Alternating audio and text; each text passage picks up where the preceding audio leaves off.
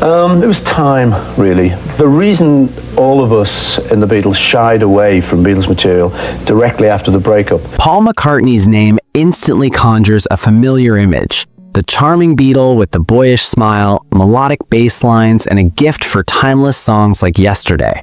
A knighted legend, a cultural icon, one of the architects of modern popular music.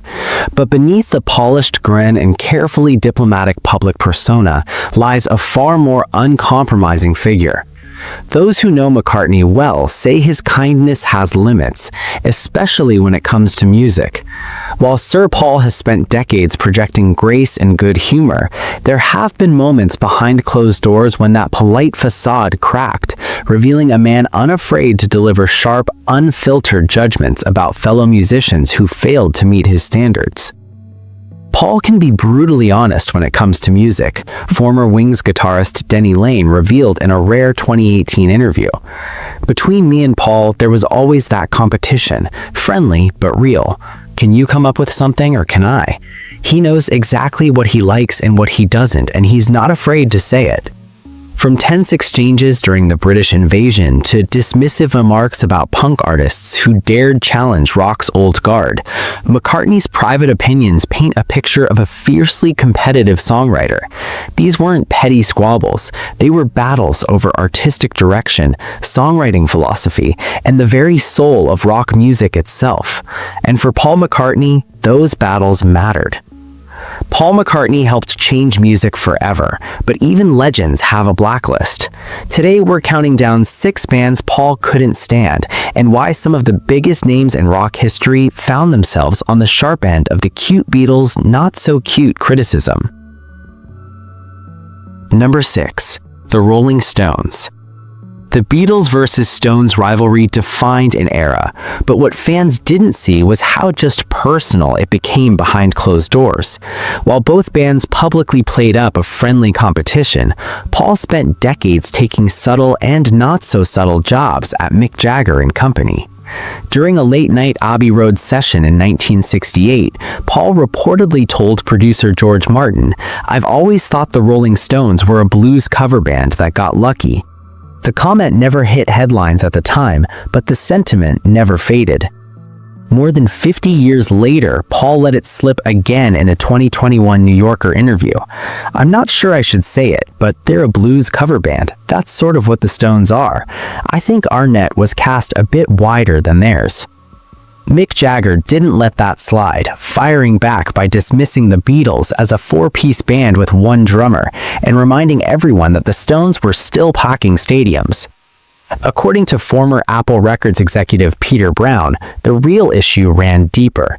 Paul always felt the Stones were following in the Beatles' footsteps, Brown revealed, pointing to album concepts the Stones released shortly after the Beatles had already broken new ground.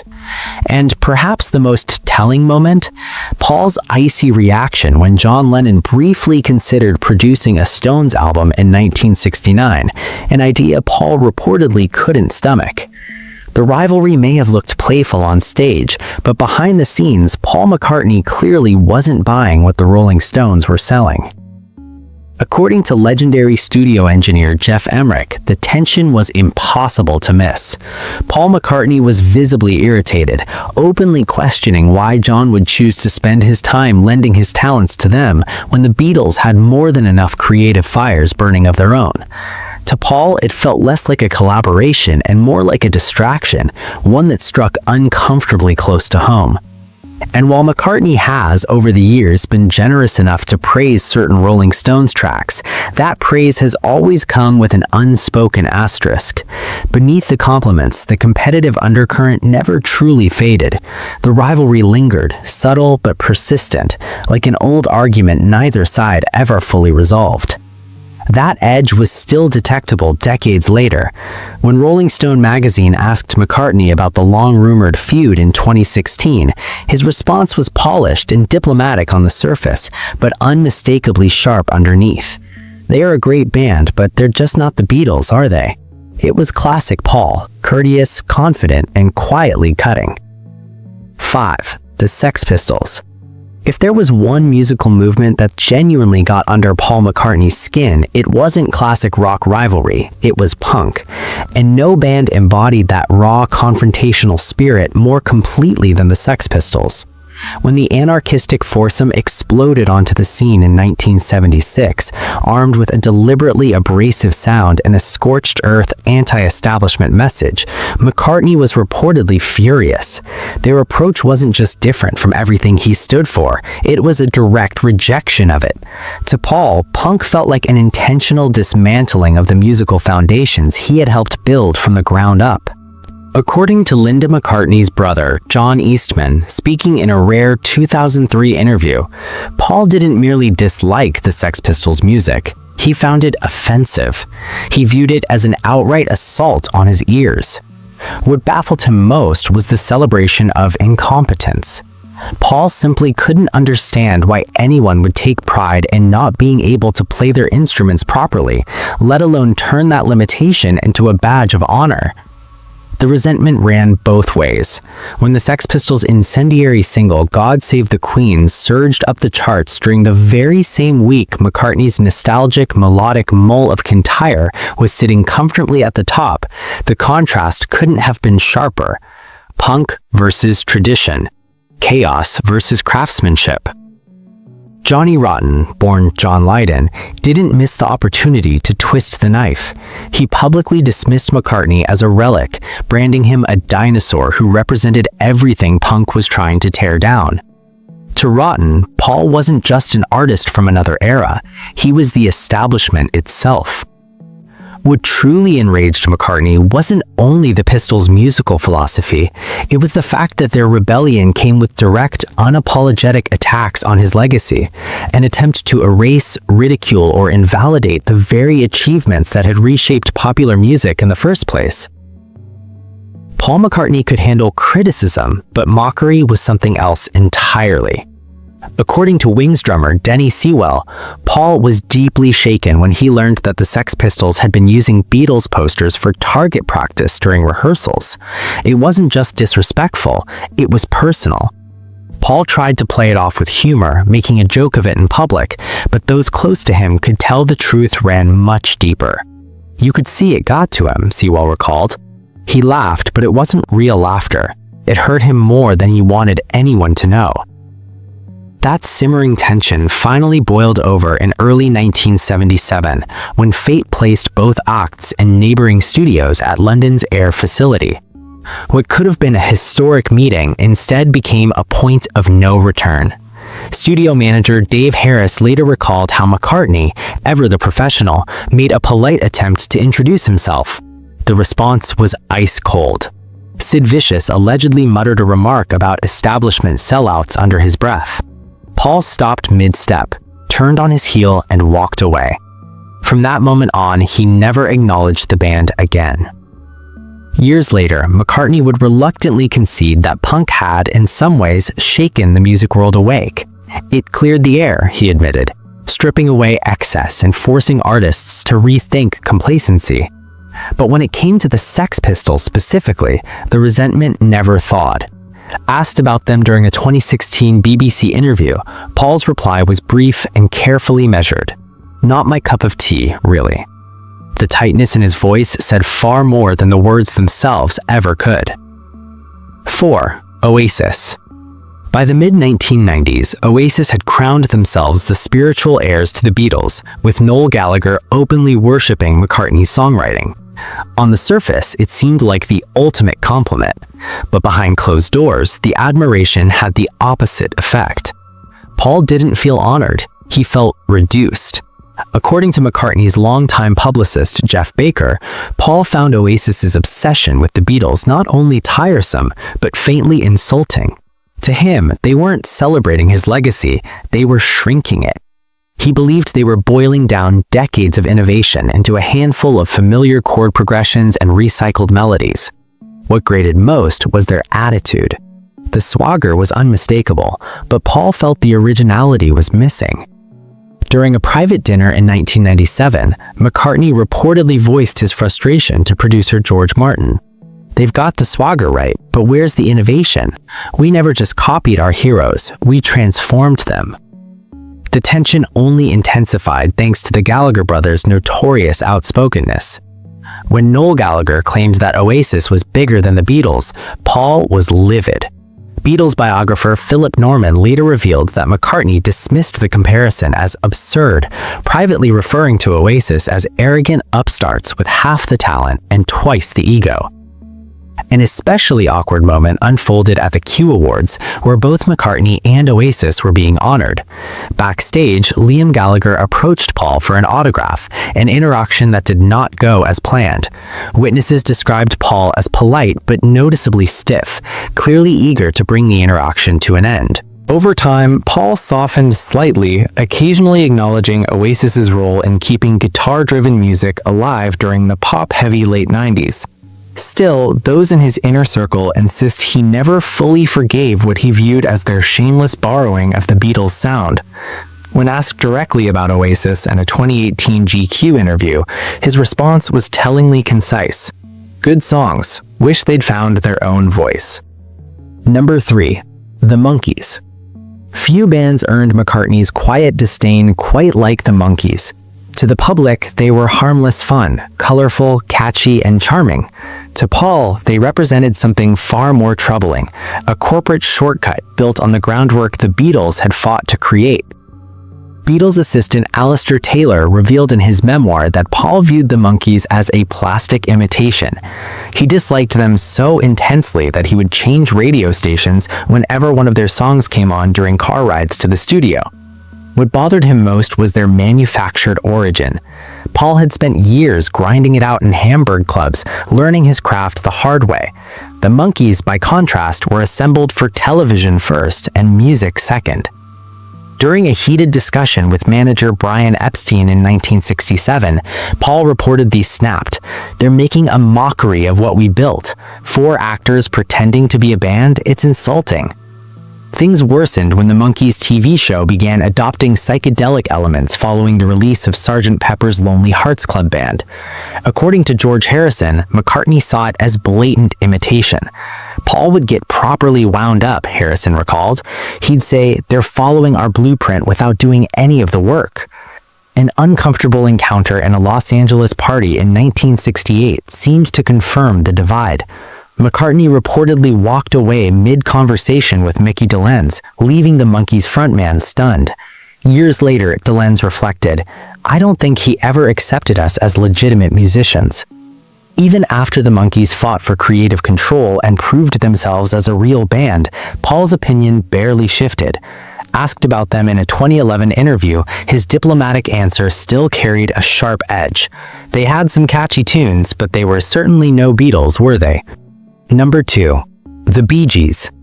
When disco exploded in the late 1970s, few acts benefited more than the Bee Gees.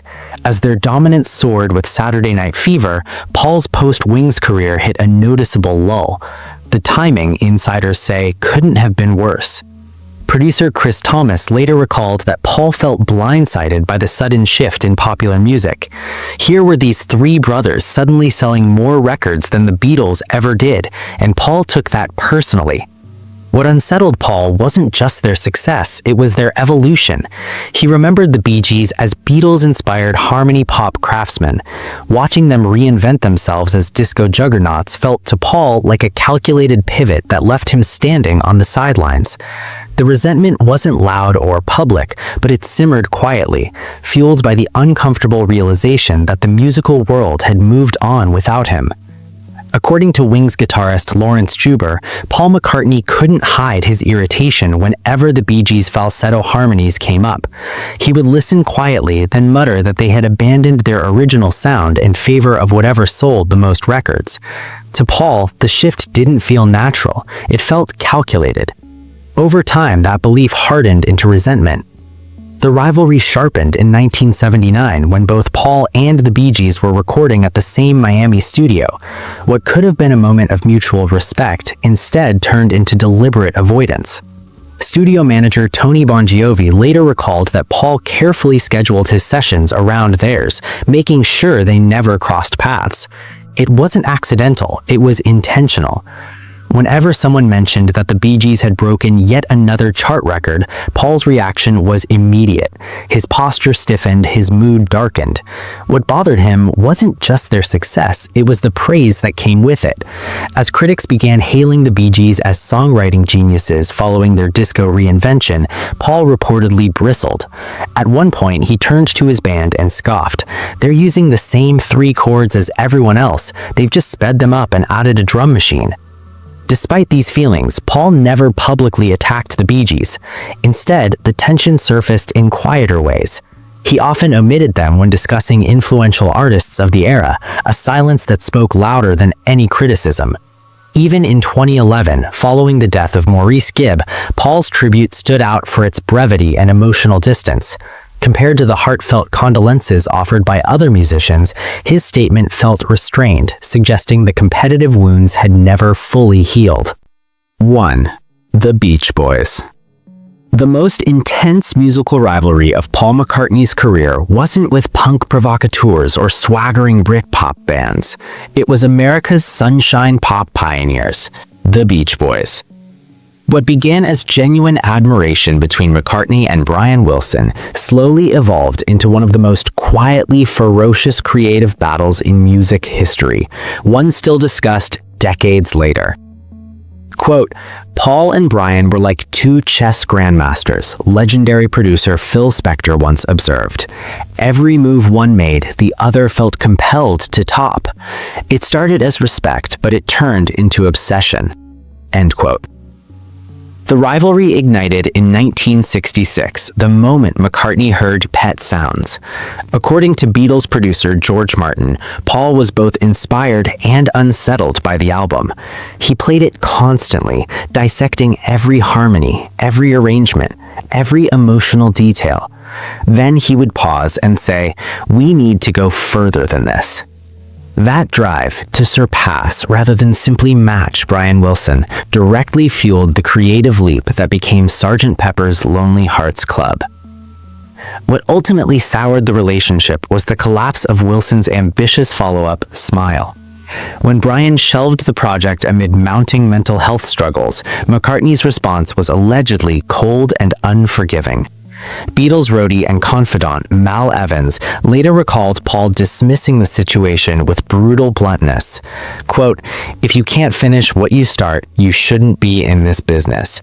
End quote. For those who witnessed it, that moment marked the shift, when admiration gave way to judgment, and when the greatest rivalry of McCartney's career crossed from creative competition into something deeply personal. Creative rivalry can inspire greatness, but it can also leave scars that never fully heal. Quote, "We push through no matter what." That mindset defined Paul McCartney, and nowhere did it surface more sharply than during a disastrous 1967 dinner party at Brian Wilson's home. What was meant to be a friendly exchange between musical equals quickly turned uncomfortable. McCartney reportedly criticized several Beach Boys songs as overly simplistic, suggesting their harmonies had become predictable. According to Beach Boys drummer Dennis Wilson, Paul left the evening believing he had offered constructive, even helpful feedback. Brian Wilson saw it very differently. In the days that followed, Brian reportedly withdrew completely, barely speaking to anyone. The moment marked a turning point, one where admiration quietly curdled into something far more complicated. As the years passed, the rivalry didn't explode, it cooled, it hardened. When McCartney was asked about the Beach Boys' influence in a 1993 interview, his response was noticeably restrained. He said, "They did lovely harmonies, but I think people overstate how much they influenced us. We were already well on our way." It was polite, but unmistakably distancing. Even decades later, the competitive edge remains. When discussing God Only Knows, a song he has famously called perfect, McCartney often adds careful qualifiers, describing it as perfect for American pop music or of that period. Small distinctions, perhaps, but revealing ones. They hint at a rivalry time never quite erased. As Beach Boys historian David Leaf put it, quote, "Paul respects Brian's work, but he'll never fully acknowledge how much it pushed him. That would mean admitting someone else drove the evolution of the Beatles." End quote. And that brings us to the end of our countdown, the 6 bands that got under Paul McCartney's skin. From creative rivalries to personal clashes, even music's greatest legends had their musical nemeses.